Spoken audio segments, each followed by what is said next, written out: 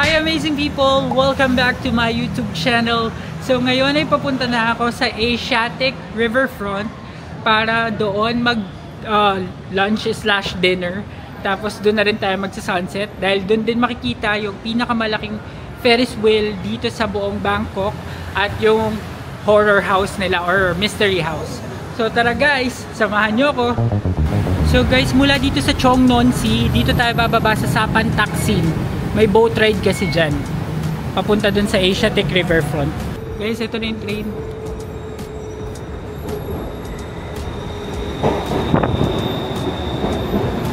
So guys, nandito na ako sa Sapan Taksin Station. And papunta na ako dun sa mga river boat services. Dun ako sasakay ng boat papunta sa Asiatic. So yun guys, merong directions. Exit 2 tayo. So dito tayo sa exit number 2. Susundan lang natin yan guys, papunta doon sa mga shuttle boat pier. So bababa tayo ng station, tapos konting lakad papunta doon sa pier, sa river, sa Chao Phraya. Guys, nandito na ako sa Chao Phraya Express Boat Terminal sa Southern Pier. And ang babayaran ko hanggang Asiatic is 40 baht. Yan, so iniintay na lang namin yung boat para makasakay na kami. Ito na yung boat natin guys. Okay guys, so nandito na tayo sa boat guys. Nakasakay tayo ulit sa roof deck. So kitang-kita ulit natin ang Chao Phraya River. At nandito ako sa pinakadulo. Guys, nandito na tayo sa Asiatic Station.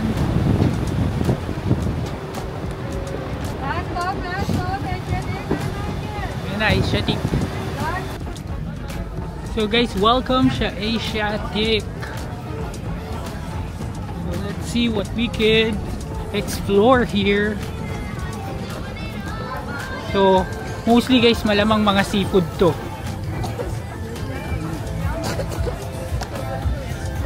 Ayan, ang haba ng pila pala ng ng boat pauwi. So ito guys, ang mga tinda dito or mga stalls. So pasok tayo dito sa loob guys.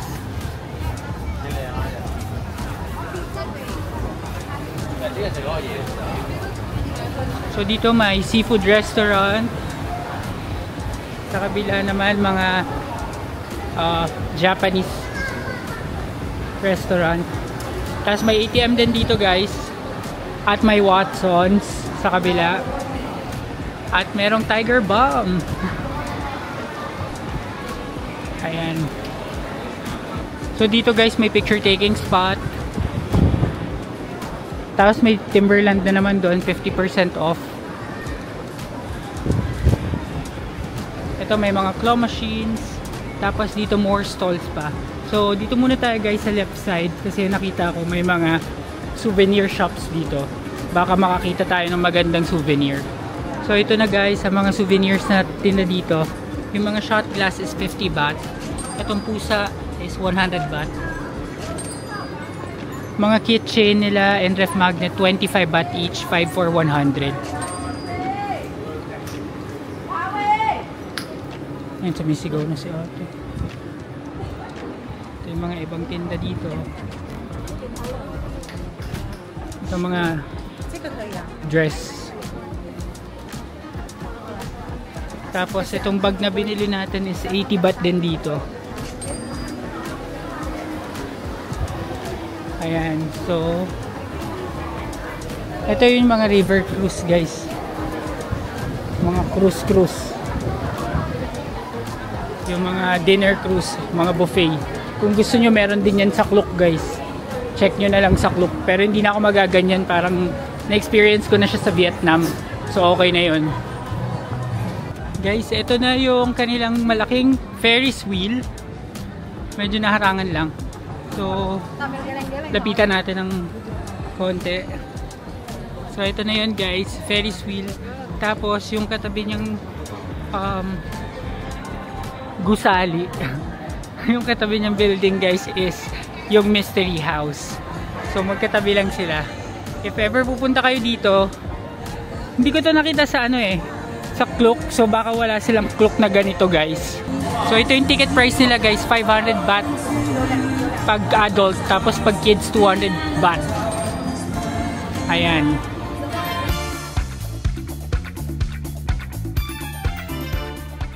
Sandali lang guys.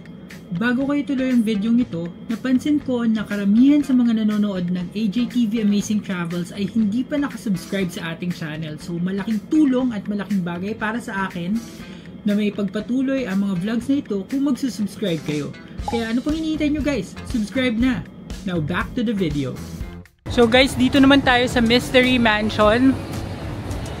So ito yung Mystery Mansion guys. Ito lang yung Ferris wheel. At ang ticket naman dito guys ay 300 baht. So kayang-kaya. Ito yun guys. Pero paggagabihin muna natin para mas may thrill. Kasi parang wala namang suspense pag maaga pa. So babalik tayo dito mamaya pag medyo dumulim na. Tsaka tayo sasakay dito. So for now guys, pasok muna tayo dito sa Siam Food Lounge. Sa tapat lang to ng Mystery Mansion guys. At kakain muna tayo. So ito yung mga food nila. Medyo mahal pricey yung pad thai nila, 220 baht. So ito mga drinks nila guys, 80 baht. Tapos ito vegetable, 150 baht. Medyo pricey dito guys. Ayan, so ikot ko lang kayo ng mabilisan. Dito may curry rice sila, 120 baht.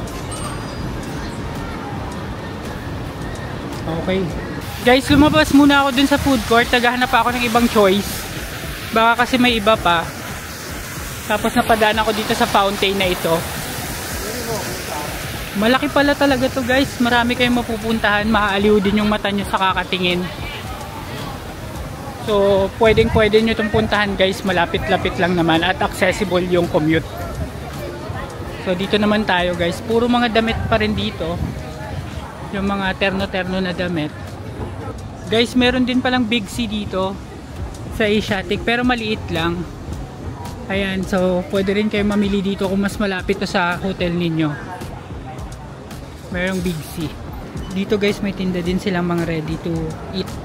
Na ito 29 ano lang guys 29 baht. Ito 69 baht. Sausage with tuna. Ito 79 baht. Prawn. Ang galing. Tapos meron din dito. So guys, ito na yung mga nabili ko. Bumili ako nitong bento meal for 45 baht. Tapos itong pork ata to for 69 baht. Tapos ice and then drinks. So ang total na napamili ko dito sa Big C supermarket or food court is 145 baht. So magte-taste test na tayo. So tatry na natin guys itong mga binili natin. Hindi ko alam kung meron ba silang microwave dito or initan, pero hindi ko na pinainit. As is na to guys. So tikman muna natin tong pork.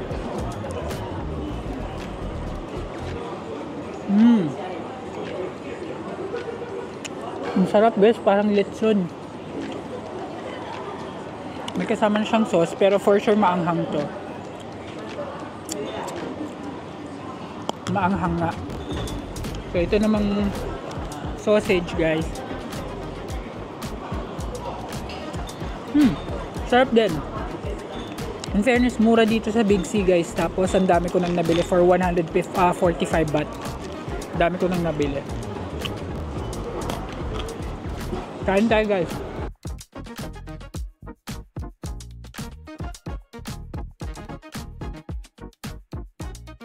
So guys, nakalabas na ako doon sa Big C food court. Sulit na sulit yung kinain ko guys. Ang dami.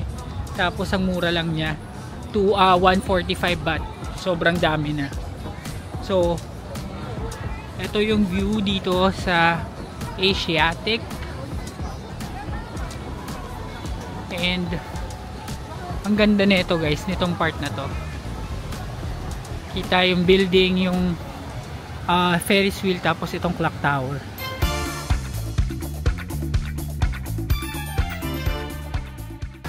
So nagpicture-picture lang ako guys doon sa magandang view. At ngayon pabalik na tayo doon sa mystery house para alamin kung ano nga ba ang misteryo na bumabalot sa mystery house. So guys, ito na ang mystery mansion. Papasok na tayo. Only one. Just one.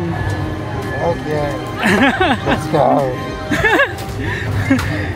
Siya yata yung mananakot guys eh. Dito pa lang excited na siyang manakot eh.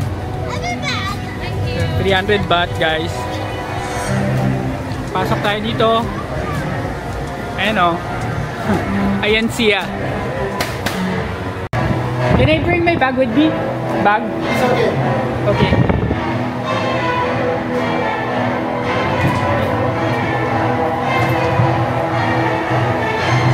So guys, nakaupo na ako dito. So guys, ito na ang mystery house.